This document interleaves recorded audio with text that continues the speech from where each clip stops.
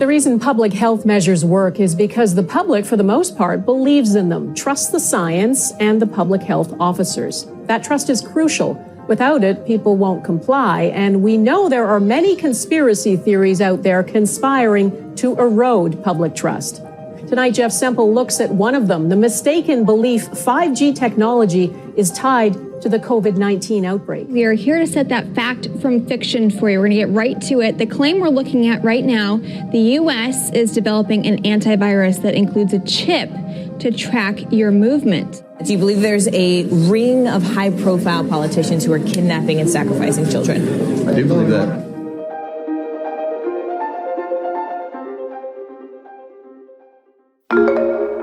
Welcome to LSE IQ. I'm Sue Windybank, and this is the podcast where we ask social scientists and other experts to answer one intelligent question.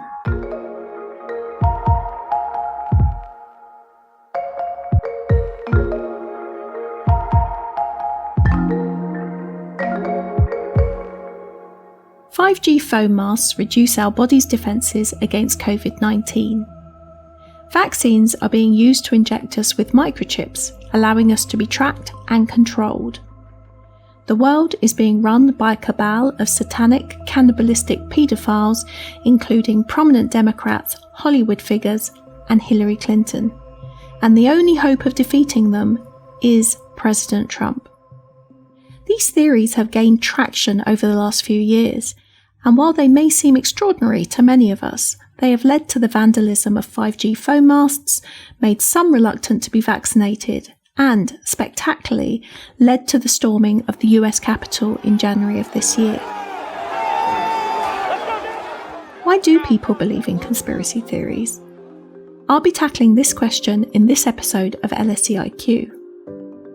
I'll be finding out how left-wing anarchists got caught up in conspiratorial thinking.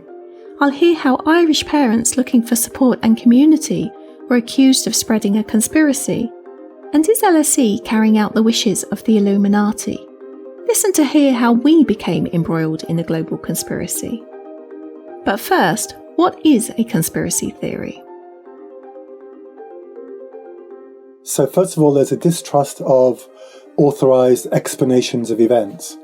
But that's a starting point. Then beyond that, people start to consider that those explanations given by governments and so forth are deliberately calculated to give people a misperception about the truth.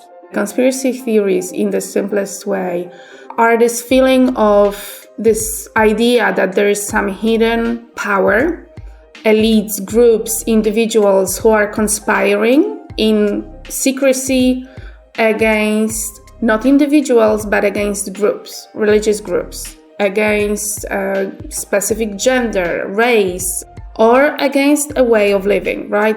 But the reasons why people believe, endorse, engage with those are very, very diverse. People use the phrase to refer to many different kinds of things, conspiracies that are big, that are small, that are true, that are false, and that by grouping them together, reasonable critique can be disqualified by association with some wildly unlikely theories. Everything from, the CIA being involved in wars in Latin America to the planet is run by lizard aliens gets put in the same category. More on lizard aliens shortly. Conspiracy theories are built on mistrust, a sense that things are not as they seem. And what about those that believe in these theories? Who are they? Professor Bradley Franks from LSE's Department of Psychological and Behavioural Science has researched conspiracy theorists. He and his co-researchers interviewed people who were drawn to the ideas of English conspiracy theorist David Icke. For context, one of Icke's theories is that shape-shifting alien reptoids control the world by taking on human form. Indeed, he has claimed that many world leaders are possessed by aliens. They're bringing it in slowly. So what they're doing is that on one level, they are preparing people to be familiar with and therefore be far more likely to accept without resistance the very Orwellian society that's being brought in by these reptilian hybrid bloodlines, because this archontic force has been working to manipulate human society over these, what we call in our version of time, thousands and thousands of years, to reach this point where they can take the whole thing over and turn humans into a slave race. This archontic reptilian force cannot create itself. It has to piggyback that which is already created. It cannot create the Orwellian society. It has to manipulate us to do it. So Bradley's research looked at how people who engage with these kind of theories, who meet up with others to discuss them, see the world. I asked him if the cliches about conspiracy theorists are true. There is this stereotype of a conspiracy theorist as someone, who perhaps does believe in aliens, wears a tinfoil hat, they're paranoid, unscientific, perhaps not very well educated. Is that what you found? We didn't find a great deal of that, and that may be partly because our sample were people who were taking their conspiracy ideas and using them to meet up with other people, and were thinking about their conspiracy theory ideas as ways of beginning to change the world. So they were very actively minded. That's not to say that, in fact, there isn't a lot of other research that seems to vindicate the viewpoint you were putting forward. There is a fair amount of research that suggests that there's a negative correlation between the extent to which people are educated and the extent to which they believe in conspiracy theories. So the more educated people are, the less likely they are to believe in conspiracy theories. Why that is open to debate.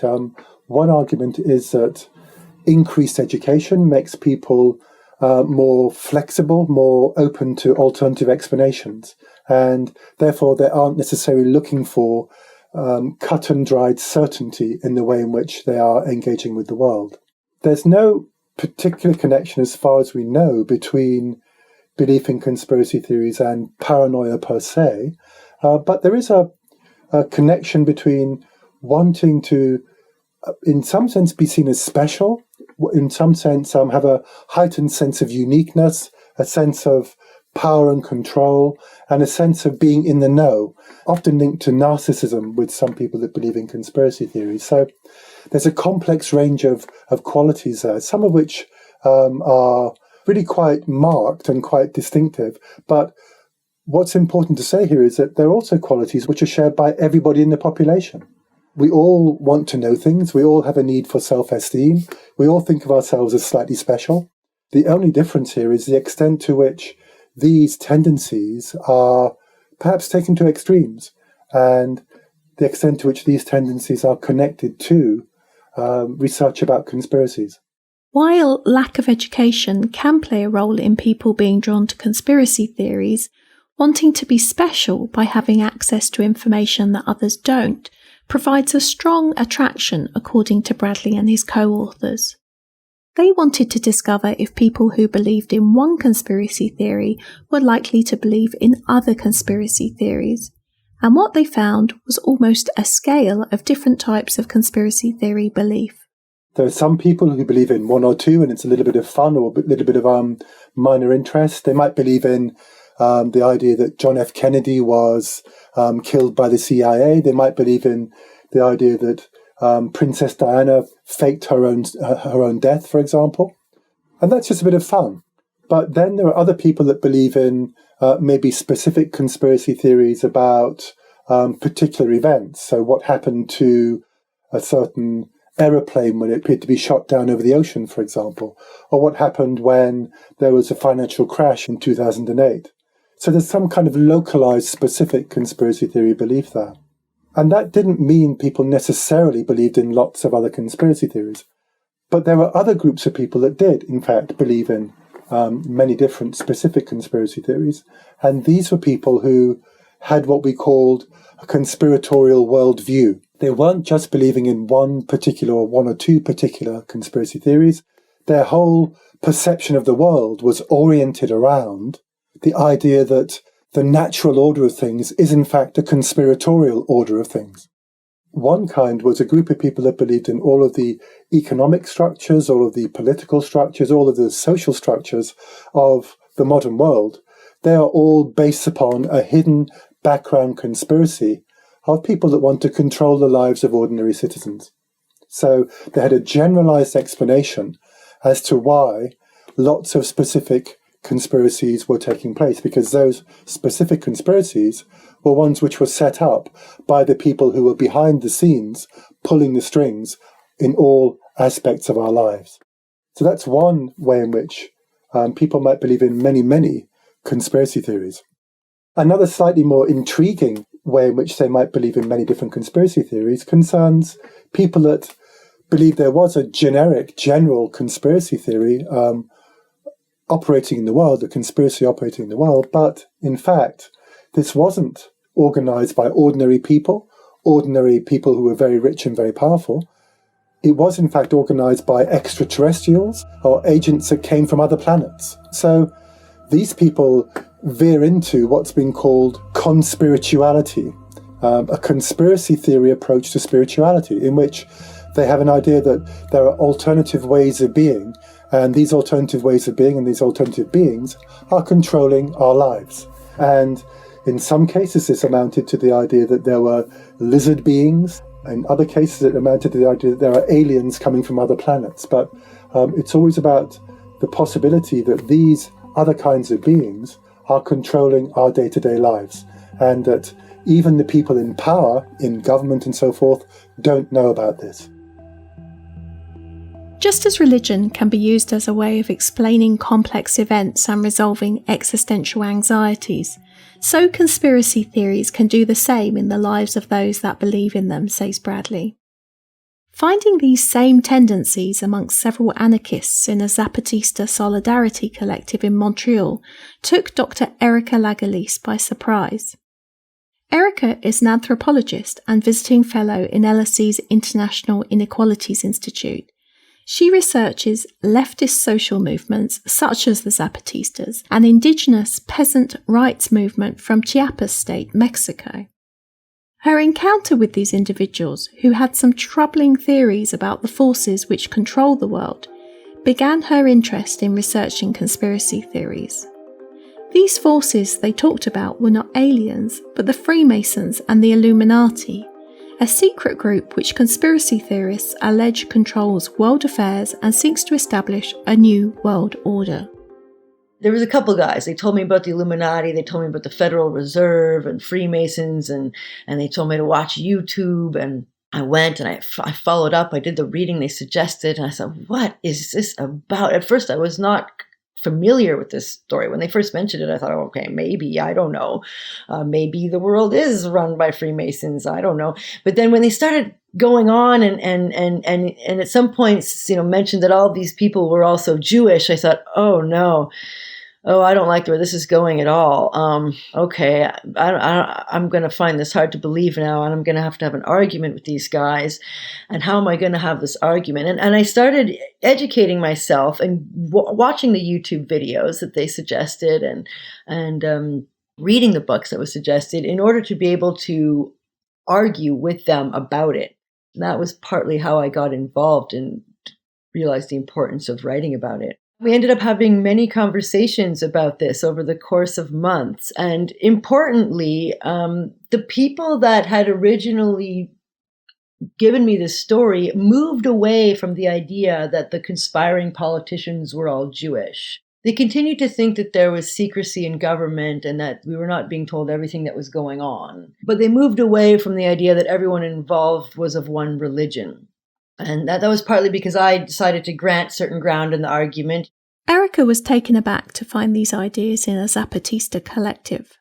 But she's not surprised when working class and other marginalised people too often get labelled as conspiracy theorists. It's just another expression of who has power. I think it's important to think about the relationship between class and conspiracy theory. Not because more working class people believe in conspiracy theories, but because there are classed patterns in who says who believes in conspiracy theories. So middle class people tend to talk about conspiracy theorists as if they are working class, or talk about working class people as if they're conspiracy theorists. We see this a little bit during this COVID time as well. The phrases anti-masker and COVIDiot in public discourse tend to be associated with visibly angry working class populations. Although it's actually interesting to see how the stereotype is changing with this QAnon business this past year.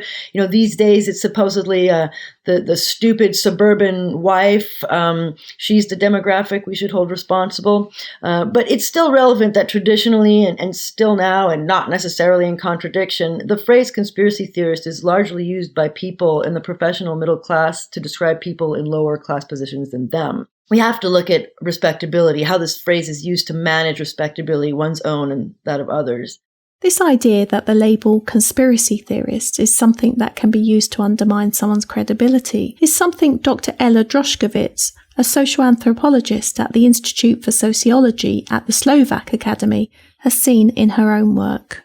It is often used as a weapon, a political weapon. When you label someone as a conspiracy theorist, you immediately exclude them from the conversation. You brand them as crazy, paranoid, not worth of listening. Very often it's the way for discounting people's claims. And I'm not saying these are right claims and there is truth to them, but it's a way of discounting other people's views. Ella researched a group in Ireland called Regret, which brought together parents who believed that their daughters had been damaged by the HPV vaccine. Girls who were described as sporty and outgoing before vaccination were reported as suffering from fatigue, anxiety and headaches afterwards. These weren't people who believed in shape-shifting aliens or the Illuminati. Instead, they were parents who were looking for answers as to why their daughters were unwell. And they felt that they weren't getting answers from the Irish government or healthcare professionals. They were accused of fear-mongering and spreading conspiracy theories about the vaccine. So Regret Group is a group that was accused by Irish health authorities and authorities for being a reason why there was a very significant drop in the HPV vaccination uptake. So when the Irish government introduced the HPV vaccine for girls only, it was a reasonable success, and it was a positive story seen as a way to limit, if not eradicate, cervical cancer. It was very popular. What happened then was that a group of parents of young girls as well started to come up publicly with stories of what they believed were side effects from those vaccines. And those parents and girls, they were very good at organizing themselves as creating this regret group. And this is important because it's a group of people who were pro-vaccine, but then they regretted, right? Those stories were published in the media, in the newspapers, but also there were discussions on TV and radio related to that. So other people listened to those stories, and definitely when the next round for vaccinations came up, there was a very significant, I think almost 30% drop in the vaccination uptake.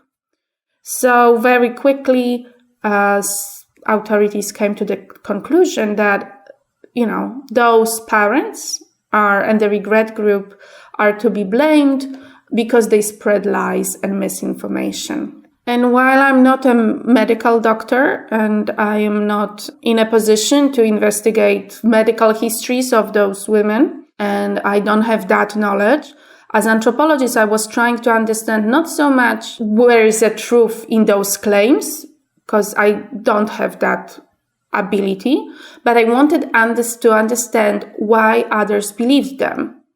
So if this is just a conspiracy story, if these are made up lies, what is in this story that makes it so believable for others? And I was thinking, what is it in Ireland that when there is a story of medical failure which regards young women, people will take step back and listen to parents and not medical professionals? I talked to parents from that group. There were stories when people felt they were neglected, they were dismissed, they were laughed at, that they health issues were turned into mental health issues, and they were quickly labeled as paranoid, sent to psychiatric hospitals. So they were not treated seriously. They also had difficulties. This is the stories they were saying, that once something happens to you after you get vaccine, it's very hard to get help.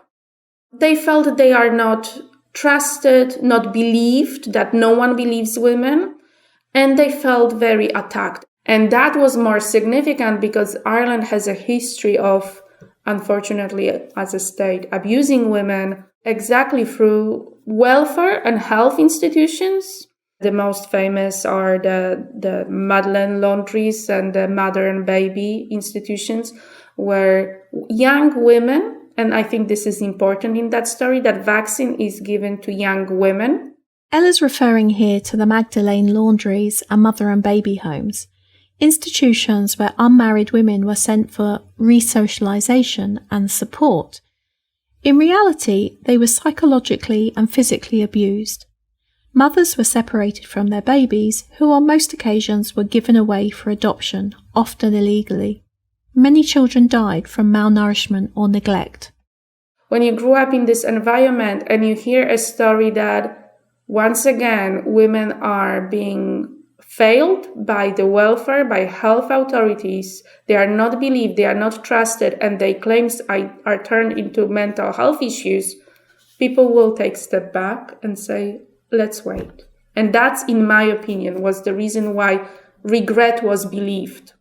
In the case of vaccinations, which is a preventive medicine, it shows that this is the only option when people can opt in on or out willingly, voluntarily from healthcare system. And if they see the healthcare system as not benefiting them, as being unfair, unjust, unsatisfactory, this is the moment when they can vote and say, I don't want to be part of it. Ella points out that the mistrust felt by the parents about the HPV vaccine was informed by the Irish state's mistreatment of women over the decades.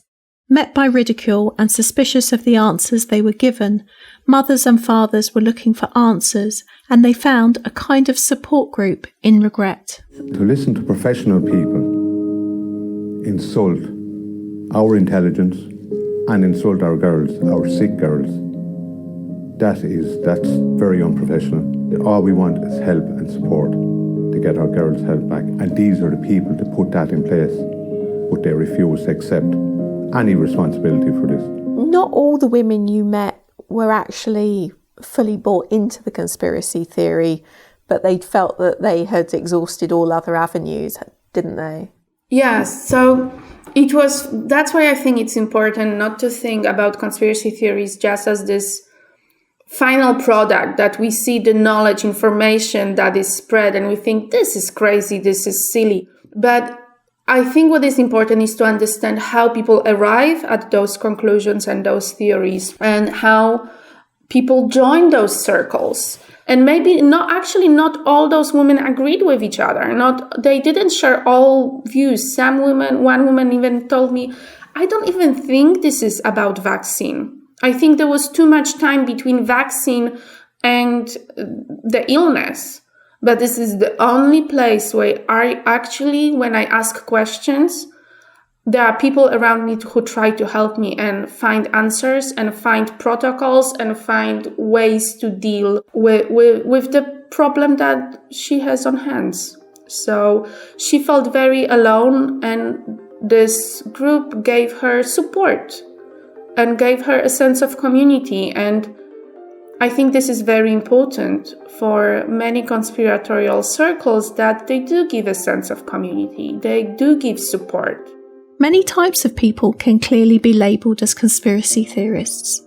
People who believe that otherworldly forces are controlling us, Zapatista anarchists, and deeply worried parents looking for answers about their daughter's health. Once drawn in by these ideas, I wondered if there was any way of reasoning with those who believed them. Ella argues that the situation in Ireland is a very specific one. I think Ireland has to come to terms with its own troubled history and its own difficult gender relations and has to slowly rebuild those issues. I'm not even saying rebuilding trust. I think it has to build trust. I'm not sure if there was trust ever. So I think it is important to understand if there is a situation such as in Ireland regarding vaccines, but it might be a completely different situation. It might be like now after COVID, I think there will be a lot of concerns in many countries about broken trust between states and citizens. And I think there has to be a space for debate and for criticism of the steps that were taken in order to, building the trust between authorities and people. Again, I think every conspiracy, every story is very different. And that's why also every society, community, country has to deal with their own specific conspiracy theories in the ways that are tailored for them. That's why it's so complicated. And that's why I understand that when people try to fight conspiracy theories, they very quickly go into this debunking mode and this mode of countering knowledge and providing facts, fact-checking. Sure, but as I said, it's something that can be easily done, but I don't think lack of knowledge is the reason why people believe or endorse or engage with conspiracy theories. As Ella explains, people do not always believe in conspiracy theories just because they have a lack of knowledge. Tackling some conspiracies can be as much about building trust as providing information. Bradley Franks believes that conspiracy theorists' skepticism about evidence can make it very difficult for them to change their minds. This is particularly true if someone believes in more than just one conspiracy theory. It is possible, I think, that if somebody believes in a single particular conspiracy theory about COVID, for example, or about some kind of disease or illness, then it may be possible to reason with them on the basis of the scientific evidence, because their belief in this one particular conspiracy about the disorder or the illness is itself not spread out to other kinds of conspiracies. It's a very contained conspiracy belief. So in that sense, their belief may be open to challenging by data. But I think if somebody believes in a more all-encompassing conspiratorial worldview, that's going to be very difficult, because every point at which we offer evidence against what they believe is a reason for them to think that evidence has been fabricated, is in fact just another attempt to cover up the conspiracies in which they believe. So that's one side of it. The second side of it then is coming back to the possibility of individual or specific conspiracy theories being addressed by more scientific knowledge. In this case, it's complicated, and I would say that it's probably safer to say that once people have developed their conspiracy theory, it is hard to change their minds.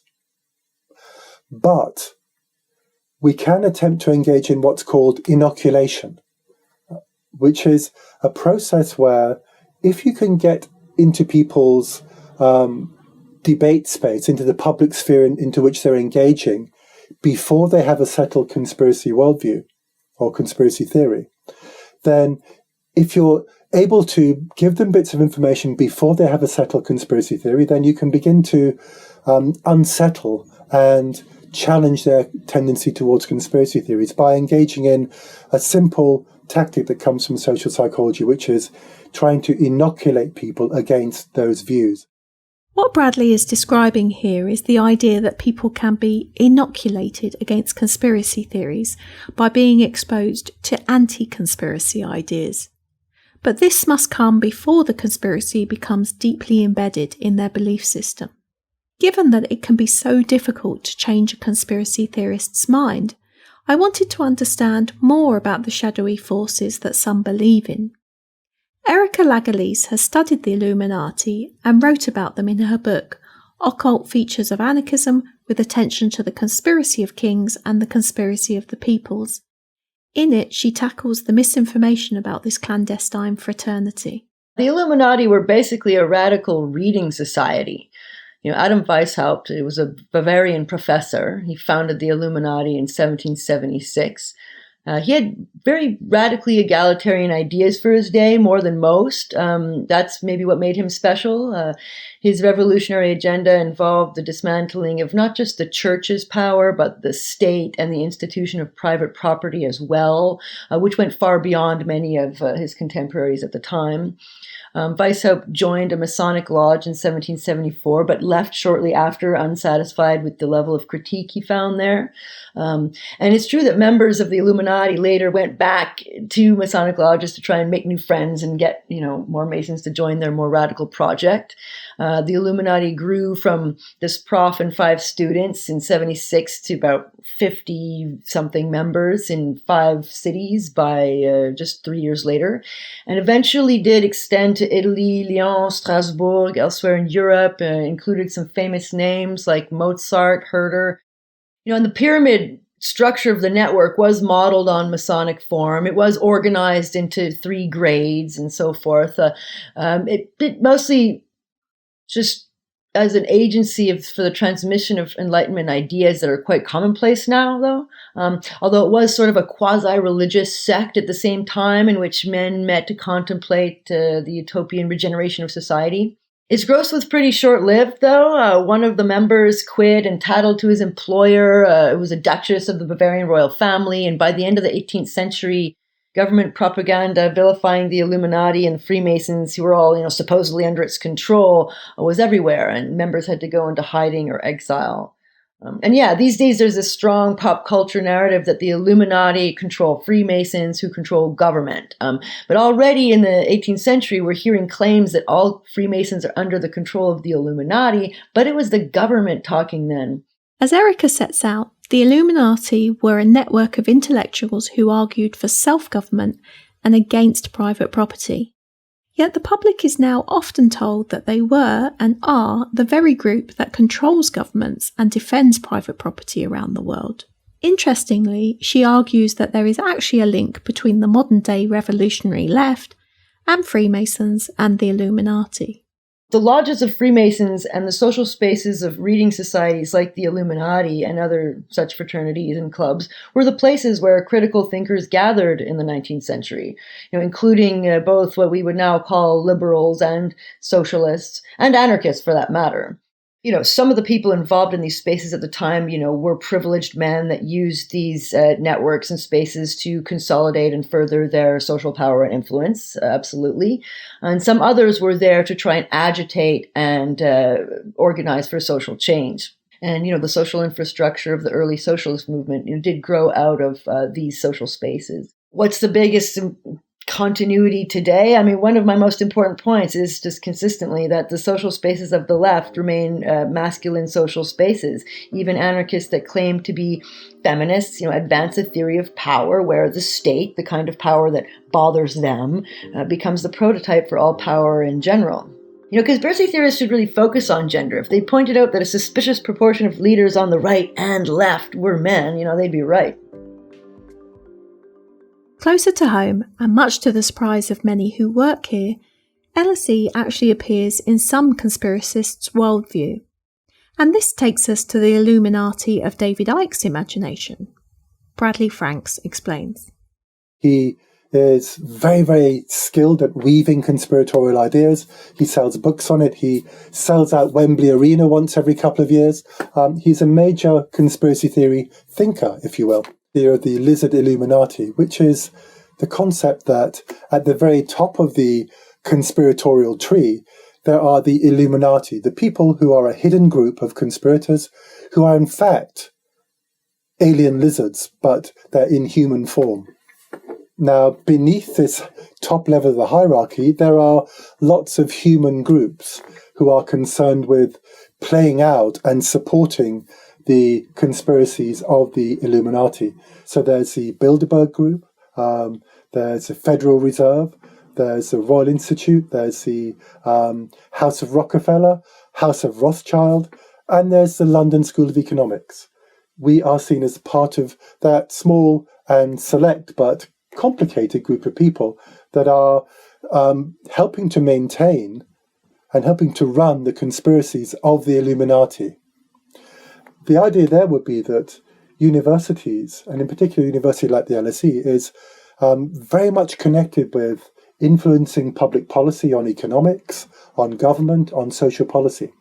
And in doing so, we are, according to David Icke, we are simply fulfilling the orders of those in power above us. Even though we're not aware of doing this, we are part of these conspiracies. Is this a theory that you can debunk? For myself, I certainly can, I think. Although, given that conspiracy theories are based upon this idea of people not knowing they are even part of the conspiracies, then it's actually very, very difficult. And in a way, your question puts a finger on a key idea in conspiracy theories, which is that the evidence in favor or against conspiracy theories can always be twisted around. So if we can provide some evidence to say that we are not part of the order of the Illuminati, for example, well, a conspiracy theorist can come back and say, well, they would say that, wouldn't they? This is precisely what you'd expect a conspiracy theorist to say. So, in a way, we might be able to debunk this conspiracy theory to our own satisfaction, but I don't think we'd ever be able to do so to the satisfaction of those who actually believe in it. Sorry about that. It was a very good one, thank you.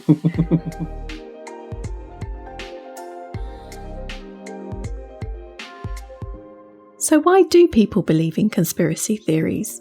Ella Droshkovitz describes the lighter side of getting involved with some of these ideas. They're fun sometimes too. Not always, but the way we are drawn to it, they also have this appealing part of investigation, of going into rabbit hole, of finding new facts. They give you a thrill and excitement of discovering little bits and pieces. I recognize those feelings as a researcher. I like my own little investigations when I do research, and I am excited when I find new fact that fits into a theory I'm working with.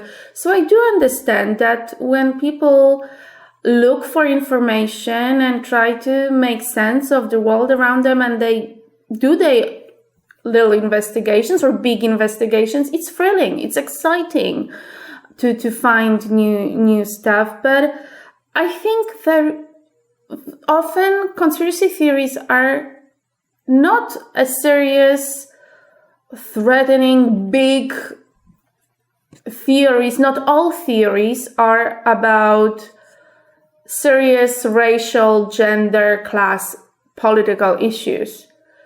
The conspiracy theories that younger people, teenagers, engage with very often are funny and light, and this is what attracts people to them, that they're like pop culture. There's an element of pop culture, of fan design, of memes and other cartoons that connect to them. It's a comical element to it, sarcasm, humor. So I think we have to recognize that as well, that sometimes they're just fun. But for others, their involvement in conspiracy theories is much more serious and involving. David Icke has said that he connects the dots, and this is what helps him see the big picture. By joining the dots in this way, he claims that there is a multi-level conspiracy to maintain humanity in a state of slavery. But this approach is where people can go wrong, says Bradley Franks. One psychological reason is that people, human beings, are designed to find patterns in the world. Our brains are designed to detect correlations between phenomena, to look at correlations and connections, and to see patterns even where there are none. And so often it's the case that people are using this design feature of the human mind to find patterns. They're using this design feature in a way beyond the evidence to find patterns which aren't really there. And in the case of conspiracies, they are imposing a pattern structure on data which are just very messy. In fact, it's more often the case that things that they see as conspiracies are really just cases of chance events which are connected by chance correlations and nothing else, or certainly not the deliberate agency of individuals or groups. Connecting events can clearly be misleading. For example, this was illustrated when 5G mobile phone technology was wrongly linked with a once-in-a-generation pandemic. As a result, a conspiracy with violent consequences was born. For Erica Lagalis, conspiracies are born out of a lack of trust for authority, and sometimes people's suspicions might not be so far off the mark. A sort of typical folk sociological explanation for why people believe in conspiracy theories is that they are comforting, that they provide explanations for things that are difficult to explain. I'm not sure if a lot of the conspiracy theories I've heard are particularly comforting, though. It sort of doesn't sit easily with me as an explanation. I'd be more inclined to say that people believe in conspiracy theories because they don't trust institutions. Whether or not the specific conspiracy theory in question is true or even reasonable in any way, it is generally reasonable that people have a certain amount of mistrust for institutions, and that this is one reason why people would be vulnerable to a whole range of theories as to what's really going on behind closed doors in government. People are suspicious of the government and of the program or of the pharmaceutical industry. They're not wrong to have concerns about what the government is up to and if they're being fully honest with us. Everyone knows that the media is biased and that governments sometimes don't share everything they're doing. So it's not entirely wrong for people to be concerned, even if we disagree and wish they were not.